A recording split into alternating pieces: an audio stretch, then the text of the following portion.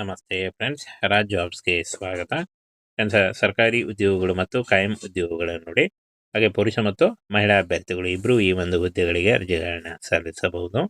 ಒಟ್ಟು 173 ಹುದ್ದೆಗಳಿಂದ ನೋಡಿ. ಇನ್ನು ಆನ್ಲೈನ್ ಮೂಲಕ ಅಪ್ಲಿಕೇಶನ್ ಫಾರ್ಮನ್ನು ಫಿಲ್ ಮಾಡುವುದರ ಮೂಲಕ ಅರ್ಜಿಗಳನ್ನು ಸಲ್ಲಿಸಬೇಕಾಗುತ್ತೆ.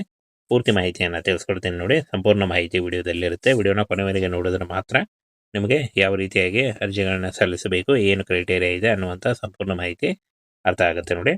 ಹಾಗೆ ಕರ್ನಾಟಕದಲ್ಲಿ ಮೈಸೂರು, ಬೆಂಗಳೂರಿನಲ್ಲಿ ನೇಮಕಾತಿ ಆಗುತ್ತೆ ನೋಡಿ. ಕರ್ನಾಟಕದಲ್ಲಿ ಕೂಡ ಹುದ್ದೆಗಳಿದ್ದಾವೆ. ಸಂಪೂರ್ಣವಾಗಿ ಸರ್ಕಾರಿ ಉದ್ಯೋಗಗಳು ಮತ್ತು ಕಾಯಂ ಉದ್ಯೋಗಗಳಾಗಿರ್ತವೆ ನೋಡಿ. ವಿಡಿಯೋನ ಕೊನೆವರೆಗೆ ನೋಡಿ, ಪೂರ್ತಿ ಮಾಹಿತಿ ತಿಳಿಯುತ್ತೆ ನೋಡಿ. ಇಲ್ಲಿ ಕಾಣಿಸ್ತಾ ಇದೆ, ರಾಷ್ಟ್ರೀಯ ಶೈಕ್ಷಣಿಕ ಸಂಶೋಧನೆ ಮತ್ತು ತರಬೇತಿ ಮಂಡಳಿ NCERT ಇಂದ ನೇಮಕಾತಿ ಆಗಿರುತ್ತೆ ನೋಡಿ. ಸರ್ಕಾರಿ ಉದ್ಯೋಗಗಳು 173 ಹುದ್ದೆಗಳಾಗಿರ್ತವೆ. ಹಾಗೇನ ನೋಡಿ, ಇಲ್ಲಿ ಮೈಸೂರು, ಬೆಂಗಳೂರು, ಕರ್ನಾಟಕ ಅಂದರೆ ಕರ್ನಾಟಕದಲ್ಲಿ ಬೆಂಗಳೂರು ಮತ್ತು ಮೈಸೂರಲ್ಲಿ ನೇಮಕಾತಿ ಆಗುತ್ತೆ ನೋಡಿ ಆಯ್ಕೆಯಾದಂಥ ಅಭ್ಯರ್ಥಿಗಳಿಗೆ.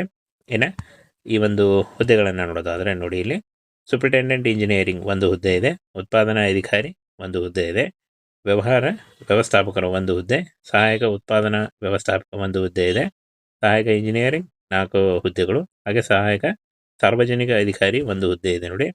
ಇನ್ನು ಹಿರಿಯ ಲೆಕ್ಕಪತ್ರ ಅಧಿಕಾರಿ ಒಂದು ಹುದ್ದೆ, ಜೂನಿಯರ್ ಹಿಂದಿ ಅನುವಾದಕ ಒಂದು ಹುದ್ದೆ ಇದೆ ನೋಡಿ, ಜೂನಿಯರ್ ಅಕೌಂಟೆಂಟ್ ಒಂದು ಹುದ್ದೆ, ಅಂಗಡಿ ಅಧಿಕಾರಿ ಒಂದು ಹುದ್ದೆ ಇದೆ, ಹಾಗೆ ಉತ್ಪಾದನಾ ಮತ್ತು ಸಹಾಯಕ 5 ಹುದ್ದೆಗಳು, ವೃತ್ತಿಪರ ಸಹಾಯಕ 4 ಹುದ್ದೆಗಳು, ಕ್ಯಾಮ್ರಾಮನ್ 4 ಹುದ್ದೆಗಳು, ಇಂಜಿನಿಯರಿಂಗ್ ಸಹಾಯಕ 7 ಹುದ್ದೆಗಳಿದೆ ನೋಡಿ, ಸ್ಕ್ರಿಪ್ಟ್ ಬರಹಗಾರ ಒಂದು ಹುದ್ದೆ, ಸೈಟ್ ಡಿಸೈನರ್ ಒಂದು ಹುದ್ದೆ, ತಂತ್ರಜ್ಞ ಗ್ರೇಡ್ 1 8 ಹುದ್ದೆಗಳಿದ್ದಾವೆ.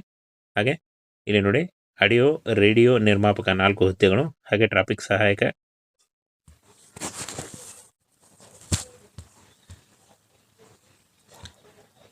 ನೋಡಿ, ಗ್ರಾಫಿಕ್ ಸಹಾಯಕ ಗ್ರೇಡ್ 2 19 ಹುದ್ದೆಗಳಿದ್ದಾವೆ, ಪ್ರಯೋಗಾಲಯ ಸಹಾಯಕ 25 ಹುದ್ದೆಗಳು, ಲೋವರ್ ಡಿವಿಷನ್ ಕ್ಲರ್ಕ್ 54 ಹುದ್ದೆಗಳು, ಹಿರಿಯ ಗ್ರಂಥಾಲಯ ಪರಿಚಾರಕ 3 ಹುದ್ದೆಗಳು, ಹಾಗೆ ಫಿಲ್ಮ್ ಜಾಯ್ನರ್ 1 ಹುದ್ದೆಗಳು, ಲೈಟ್ ಮ್ಯಾನ್ 4 ಹುದ್ದೆ, ವರ್ಣಚಿತ್ರಕಾರ 1 ಹುದ್ದೆ, ಟೀಚರ್ 1 ಹುದ್ದೆ, ಬಡಗಿ 1 ಹುದ್ದೆ ಇದೆ ನೋಡಿ. ಇಷ್ಟೊಂದು ಹುದ್ದೆಗಳಿದ್ದಾವೆ. ಈ ಒಂದು ಹುದ್ದೆಗಳಿಗೆ ಆಯ್ಕೆ ಮಾಡಿಕೊಂಡು ನೀವು ಅರ್ಜಿಗಳನ್ನು ಸಲ್ಲಿಸಬಹುದು.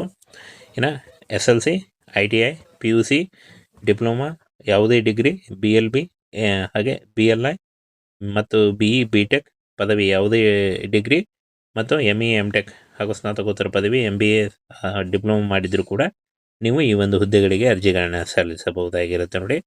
ಹಾಗೆ ಆ ಒಂದು ಹುದ್ದೆಗಳಿಗೆ ಏನು ಅರ್ಹತೆ ಅಂತ ನೋಡೋದಾದರೆ ನೋಡಿ, ಇಲ್ಲಿ superintendent engineering BE, MTech, BE ಅಥವಾ ಸ್ನಾತಕೋತ್ತರ ಪದವಿ ಕೇಳಿದ್ದಾರೆ. ಇನ್ನು ಉತ್ಪಾದನಾ ಅಧಿಕಾರಿ ಡಿಪ್ಲೊಮಾ ಅಥವಾ ಪದವಿ, ಯಾವುದೇ ಡಿಗ್ರಿ, ವ್ಯವಹಾರ ವ್ಯವಸ್ಥಾಪಕರು ಎನಿ ಡಿಗ್ರಿ ಮತ್ತು MBA ಕೇಳಿದ್ದಾರೆ ನೋಡಿ. ಸಹಾಯಕ ಉತ್ಪಾದನಾ ವ್ಯವಸ್ಥಾಪಕ ಪದವಿ ಆಗಿರಬೇಕು, ಸಹಾಯಕ ಇಂಜಿನಿಯರಿಂಗ್ BE, BTech ಸ್ನಾತಕೋತ್ತರ ಪದವಿ, ಸಾರ್ವಜನಿಕ ಅಧಿಕಾರಿ ಪದವಿ ಹಾಗೂ ಹಿರಿಯ ಲೆಕ್ಕಪತ್ರ ಅಧಿಕಾರಿ ಪದವಿ ಬೇಕಾಗಿರುತ್ತೆ. ಇನ್ನು ಜೂನಿಯರ್ ಹಿಂದಿ ಅನುವಾದಕ ಡಿಪ್ಲೊಮಾ ಅಥವಾ any degree, junior accountant diploma ಅಥವಾ ಡಿಗ್ರಿ ಮಾಡಿದಂಥ ಅಭ್ಯರ್ಥಿಗಳು ಅರ್ಜಿಗಳನ್ನು ಸಲ್ಲಿಸಬಹುದು. ಇನ್ನು ಉತ್ಪಾದನಾ ಸಹಾಯಕ ನೋಡಿ ಪದವಿ ಹಾಗೂ ವೃತ್ತಿಪರ ಸಹಾಯಕ LLB ಮತ್ತು ಕ್ಯಾಮ್ರಾಮ್ಯಾನ್ ಡಿಪ್ಲೊಮಾ ಅಥವಾ ಪದವಿ, ಡಿಪ್ಲೊಮಾ ಯಾವುದೇ ಇದರಲ್ಲೂ ಗ್ರೇಡಲ್ಲೂ ಕೂಡ ಡಿಪ್ಲೊಮಾ ಆಗಿದ್ದರೂ ನೀವು ಅರ್ಜಿಗಳನ್ನು ಸಲ್ಲಿಸಬಹುದು. ಇಂಜಿನಿಯರಿಂಗ್ ಸಹಾಯಕ BE, BTech, ಸ್ಕ್ರಿಪ್ಟ್ ಬರಹಗಾರ ಸ್ನಾತಕೋತ್ತರ ಪದವಿ, ಸೈಟ್ ಡಿಸೈನರ್ ಡಿಪ್ಲೊಮಾ ಅಥವಾ ಪದವಿ ಆಗಿರಬೇಕಾಗತ್ತೆ. ಗ್ರೇಡ್ 1 ನೋಡಿ ತಂತ್ರಜ್ಞ ಟೆಕ್ನಿಷಿಯನ್ SLC ಅಥವಾ PUC, ಡಿಪ್ಲೊಮಾ, ಆಡಿಯೋ ರೇಡಿಯೋ ನಿರ್ಮಾಪಕ ಡಿಪ್ಲೊಮಾ ಅಥವಾ ಪದವಿ, ಗ್ರಾಫಿಕ್ ಸಹಾಯಕ ಪದವಿ ಆಗಿರಬೇಕಾಗತ್ತೆ. ಇನ್ನು ಫ್ರೆಂಡ್ಸ್, ಸೆಮಿನಾರ್ ವೃತ್ತಿಪರ BLB ಅಥವಾ ಪದವಿ, ಸೀನಿಯರ್ ಪ್ರೂಫ್ ಲೀಡರ್ ಪದವಿ ಹಾಗೂ ಅಂಗಡಿ ಪಾಲಕ ಡಿಪ್ಲೊಮಾ ಅಥವಾ ಪದವಿ ಆಗಿರಬೇಕಾಗುತ್ತೆ ನೋಡಿ. ಕಂಪ್ಯೂಟರ್ ಆಪರೇಟರ್ PUC ಮತ್ತು ಡಿಪ್ಲೊಮಾ ಹಾಗೂ ಮಹಡಿ ಸಹಾಯಕ PUC, ಚಲನಚಿತ್ರ ಸಹಾಯಕ ಪದವಿ, ಇನ್ನು ಗ್ರಾಫಿಕ್ ಸಹಾಯಕ ಗ್ರೇಡ್ 2 ಡಿಪ್ಲೊಮಾ ಆಗಿರಬೇಕಾಗತ್ತೆ. ಪ್ರಯೋಗಾಲಯ ಸಹಾಯಕ ಪದವಿ ಹಾಗೂ ಲೋವರ್ ಡಿವಿಷನ್ ಕ್ಲರ್ಕ್, ಹಿರಿಯ ಗ್ರಂಥಪಾಲಕ ಪರಿಚಾರಕ ಮತ್ತು ಫಿಲ್ಮ್ ಜಾಯ್ನರ್, ಲೈಟ್ ಮ್ಯಾನ್ SLC ಅಥವಾ PUC, ವರ್ಣಚಿತ್ರಕಾರ 10th ಮತ್ತು ITI ಹಾಗೂ ಟೀಚರ್ ನೋಡಿ 10th, ITI ಅಥವಾ PUC, ಬಡಗಿ 10th ಮತ್ತು ITI ಆದಂಥ ಅಭ್ಯರ್ಥಿಗಳು ಅರ್ಜಿಗಳನ್ನು ಸಲ್ಲಿಸಬಹುದು. ಇನ್ನು ವಯೋಮಿತಿ ಸಡಿಲಿಕೆ ಕೂಡ ಇರುತ್ತೆ ನೋಡಿ. ವಯೋಮಿತಿಯನ್ನು ನೋಡೋದಾದರೆ 18ರಿಂದ 45 ವರ್ಷದ ಒಳಗಿನವರು ಕೂಡ ನೀವು ಅರ್ಜಿಗಳನ್ನು ಸಲ್ಲಿಸಬಹುದು. OBC ಅಭ್ಯರ್ಥಿಗಳಿಗೆ 3 ವರ್ಷ, SC/ST ಅಭ್ಯರ್ಥಿಗಳಿಗೆ 5 ವರ್ಷ, PWD ಅಭ್ಯರ್ಥಿಗಳಿಗೆ 10 ವರ್ಷ ಮತ್ತು PWD OBC ಅಭ್ಯರ್ಥಿಗಳಿಗೆ 13 ವರ್ಷ ಮತ್ತು PWD SC/ST ಅಭ್ಯರ್ಥಿಗಳಿಗೆ 15 ವರ್ಷಗಳ ವಯೋಮಿತಿ ಸಡಿಲಿಕೆ ಕೂಡ ಇರುತ್ತೆ ನೋಡಿ. ಆದಷ್ಟು ನಿಮ್ಮ ವಯಸ್ಸಿನ ಲೆಕ್ಕಾಚಾರ ಹಾಕ್ಕೊಂಡು ನೀವು ಅರ್ಜಿಗಳನ್ನು ಸಲ್ಲಿಸಬಹುದು. ಇನ್ನು ಅರ್ಜಿ ಶುಲ್ಕ ಇದೆ ನೋಡಿ. ಸಹಾಯಕ ಉತ್ಪಾದನಾ ಅಧಿಕಾರಿ ಮತ್ತು ಇತರೆ ಹುದ್ದೆಗಳಿಗೆ 1,500 ರೂಪಾಯಿ ಇರುತ್ತೆ.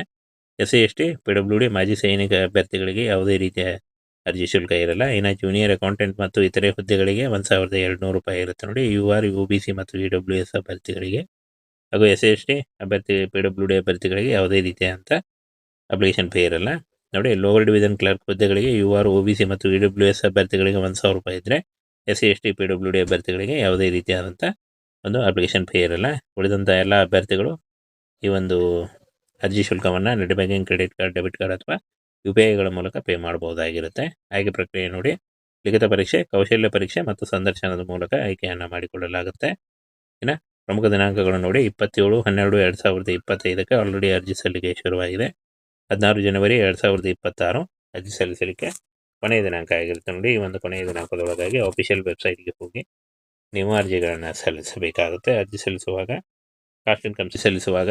ಕಾಸ್ಟ್ ಇನ್ಕಮ್ ಸರ್ಟಿಫಿಕೇಟು ಮತ್ತು ಫೋಟೋ ಹಾಗೂ ಎಜುಕೇಷನಲ್ ಡಾಕ್ಯುಮೆಂಟ್ಸು ಇಷ್ಟನ್ನು ತೆಗೆದುಕೊಂಡು ನೀವು ಆನ್ಲೈನ್ ಮೂಲಕ ಅರ್ಜಿಗಳನ್ನು ಸಲ್ಲಿಸಬೇಕಾಗುತ್ತೆ.